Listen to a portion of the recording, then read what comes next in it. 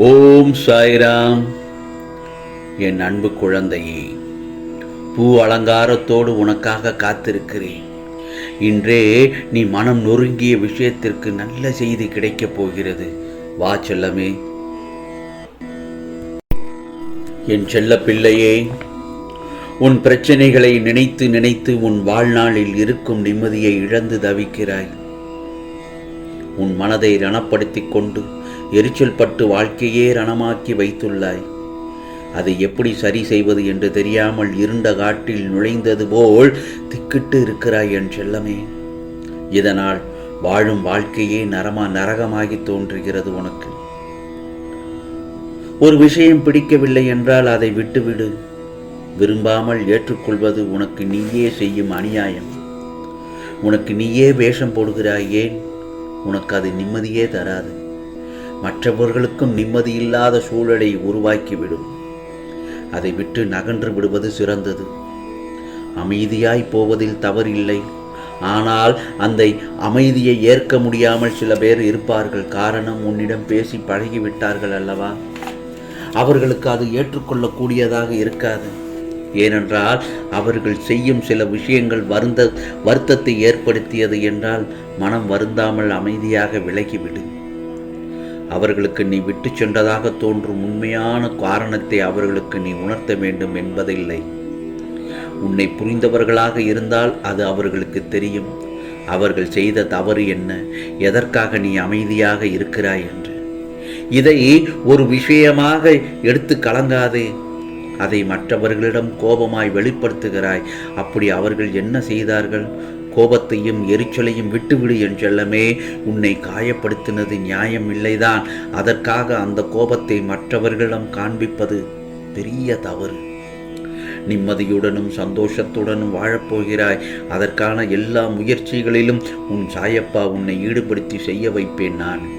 உனக்கு நான் துணையாகத்தான் இருக்கிறேன். நீ எல்லா மனிதர்களுக்கும் தான் நினைத்தது உடனே நடந்துவிட வேண்டும் என்ற ஆசை. ஏனென்றால் இன்றைய காலத்தில் யாருக்கும் பொறுமை இல்லை. வேகம். அவர்கள் கேட்டதை உடனே கொடுத்து விட வேண்டும் என்ற ஆசை எனக்கும் உண்டு. பாவம், அவர்கள் அறியா பிள்ளைகள். என்ன செய்வார்கள்? அவர்கள் விருப்பத்தை நிறைவேற்றினால் விளையும் விளைவுகள் எனக்கு மட்டும்தான் தெரியும். ஏனென்றால் முக்காலமும் அறிந்தவன் உன் சாயப்பா நான் தானே. அவர்களின் விருப்பம் துன்பம் விளைவிக்கும் என்று தெரிந்து எவ்வாறு செய்வது நான்? ஆகவே நான் சொல்வதை கேட்டு பொறுமையுடனும் நம்பிக்கையுடனும் இருந்தால் நன்மைதான் விளையும். ஆகவே நான் கொடுக்கும் வெகுமதி அவர்கள் எதிர்பாராத அளவு மகிழ்ச்சியாக இருக்கும். என் வார்த்தையில் நம்பிக்கை வை, உனக்கானது நல்லது நடக்கும். தினம் தினம் ஒவ்வொரு பரீட்சை உன் மனமே உனக்கு நடத்துகிறது. நான் சொல்வது சரிதானே? ஒவ்வொரு நாளும் ஒவ்வொரு படிப்பை தரும். அதுவே உன் வாழ்க்கையில் நிகழ்கிறது தானே? நீ தாண்டி கடந்து வந்த நிமிடங்கள் உன் மனதின் பக்குவத்தையும் உயர்வான பாதையையும் காண்பிக்கிறதல்லவா? ஒரு முறை 2 முறை வீழலாம். ஆனால் எழுந்து நின்று விட்டால் உன்னை வீழ்த்த வரும் எந்த ஒரு எதிர்மறையும் உனக்கு நேர்மறையாய் அமையும். ஆகவே கீழே விழுவதை பற்றி கவலைப்படாதே. தோள் தாங்கி கொடுத்து அரவணைப்பேன். உன் சாயப்பா நான் இருக்கிறேன்.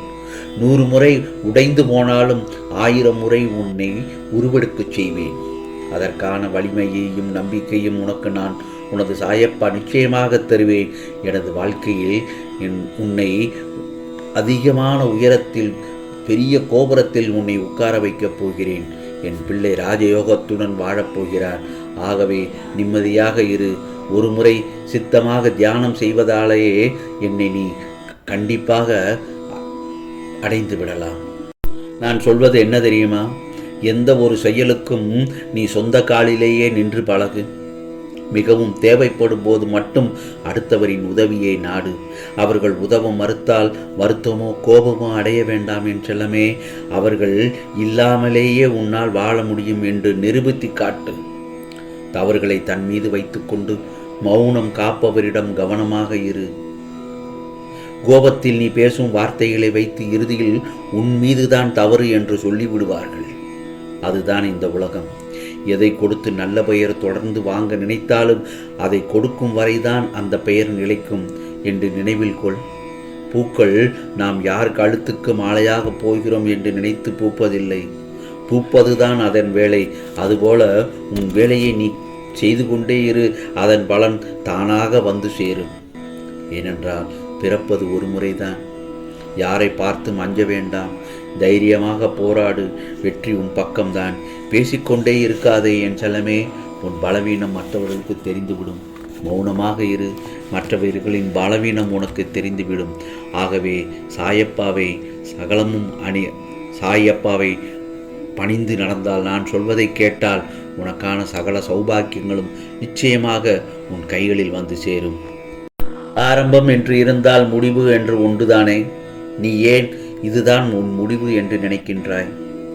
வருடக்கணக்காக நீ கூனி குறுகி புழுங்கி தவித்து அனுபவித்து வரும் மனவேதனைகளும் துயரங்களும் துக்கங்களும் மனவழிகளும் அவமானங்களும் அசிங்கங்களும் மற்றும் வருடக்கணக்காக தினமும் நேரங்காலம் அறியாமல் என்னிடம் சாஷ்டாங்கமாக விழுந்து பல மணி நேரம் கதறி அழுது வேண்டியது எல்லாம் எப்படி வீணாக போய்விடும்?